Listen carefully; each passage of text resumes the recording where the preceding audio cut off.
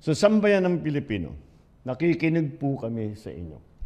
Salamat po sa inyong pagkilatis sa ating national budget at sa pagpuna sa kaibahan ng isinumite ng Kongreso sa President's proposed budget. Kaya naman po, kahit Pasko, kaming lahat ay nagtrabaho upang pag-aralan ito. Ito po ang ipapasang General Appropriation Act ngayon.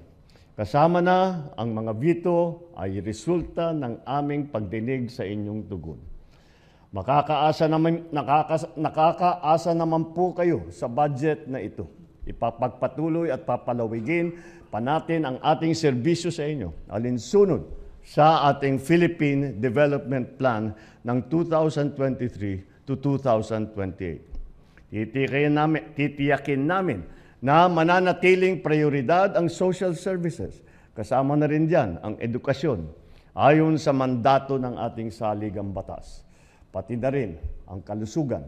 Sisikapin din po natin na ipagpatuloy at ipapagpapatupad ang ating economic services kasama ang infrastruktura at agrikultura upang mapalakas pa ang ating ekonomiya at malabanan ang kahirapan na dulot ng pagtaas ng presyo ng bilihin at kalamidad.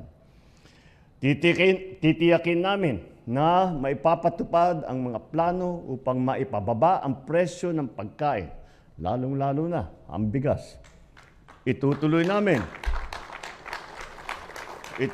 namin ang mga hakbangin upang mapunan ang kakulangan sa mga gusaling pampaaralan at ang mga computer ng mga eskwelahan. Sisiguruhin natin na tuloy-tuloy at mas lalawig pa ang mga benepisyo ng lahat ng Pilipino sa ilalim ng PhilHealth.